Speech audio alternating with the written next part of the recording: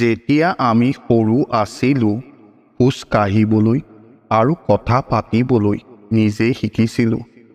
কাৰণ আমাৰ ভিতৰত কোনো ভয় নাছিল যে এই কাম আমি কৰিব পাৰিম নে নোৱাৰিম। আজি আমি এনে এটা কাহিনী লৈ আহিছোঁ য'ত এটা সৰু শিশুৱে এক আচৰিত কাৰ্য প্ৰদৰ্শন কৰিছিল। দুই বন্ধু সুৰজ আৰু ললিত এখন গাঁৱত বাস কৰিছিল। সুৰজৰ বয়স 6 বছৰ আৰু ললিতৰ বয়স 10 বছৰ। দুয়োজনেই আছিল বেষ্ট ফ্ৰেণ্ড। সদায় একেলগে খেলিছিল, একেলগে পঢ়া শুনা কৰিছিল আৰু প্ৰায় সকলো কাম একেলগে কৰিছিল। দুয়োৰে মাজত বহুত মৰম আছিল আৰু দুয়োজনেই ইজনে সিজনৰ বাবে যিকোনো কাম কৰিবলৈ সাজু আছিল। এসময়ত দুয়ো খেলি থাকোঁতে ঘৰৰ পৰা আঁতৰি গৈছিল। কুঁৱা এটা আছিল। দুয়োজনে কুঁৱাৰ পাৰত বহি ইজনে সিজনৰ লগত ধেমালি কৰি আছিল।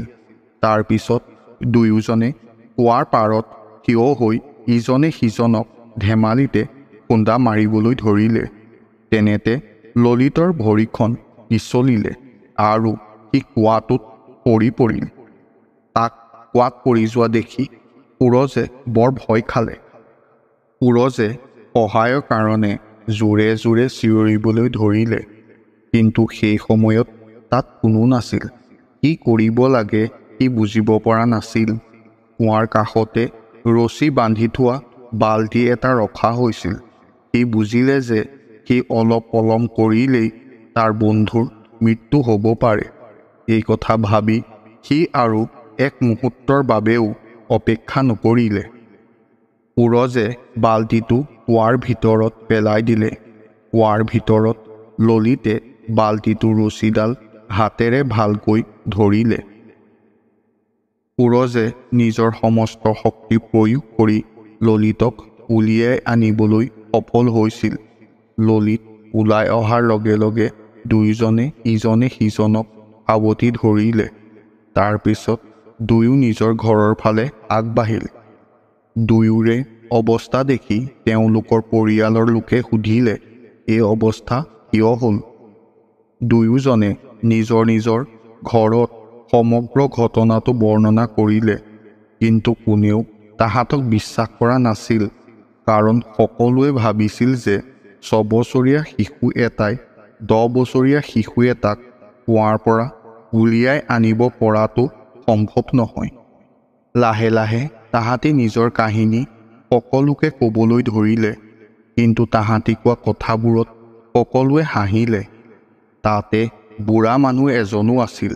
ল'ৰাকেইটাৰ মাজত সত্যতা দেখি তেওঁ ক'লে, হয়, ল'ৰাকেইটাই ঠিকেই কৈছে। সুৰজে নিশ্চয় কুঁৱাৰ পৰা টানি ললিতৰ জীৱন ৰক্ষা কৰিলে।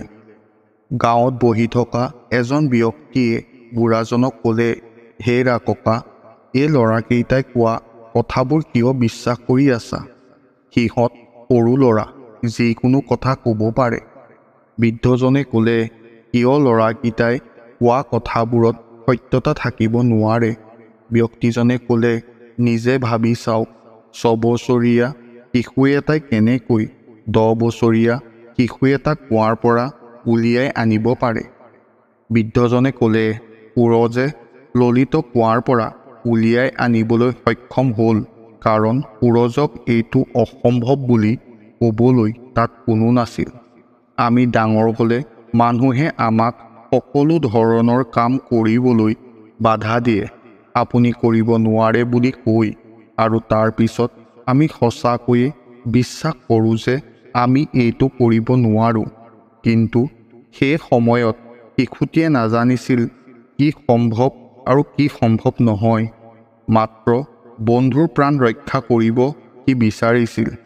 সেইটোৱে আছিল তাৰ একমাত্ৰ লক্ষ্য। গতিকে বন্ধুৰ জীৱন ৰক্ষা কৰাত সি সফল হৈছিল। সত্যটো হ'ল, শিশুৰ বাবে একোৱেই অসম্ভৱ নহয়।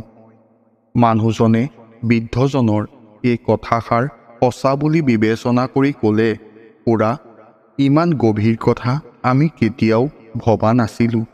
লাহে লাহে সকলোৰে বিশ্বাস হ'ল যে সুৰজে ললিতৰ প্ৰাণ ৰক্ষা কৰিলে। এই কাহিনীৰ পৰা আমি জানিব পাৰোঁ যে এই পৃথিৱীৰ মানুহে আমাক কয় যে আমি কি কৰিব পাৰোঁ আৰু কি কৰিব নোৱাৰোঁ। প্ৰতিজন ব্যক্তিয়ে যিকোনো ডাঙৰ কাম কৰিব পাৰে, যদিহে তেওঁৰ মনত এই চিন্তা জগাই দিয়া নাই যে তেওঁ কৰিব নোৱাৰিব, আপোনাৰ দ্বাৰা নহ'ব। এনেবোৰ কথাই মানুহৰ আত্মবিশ্বাস ভাঙি পেলায়।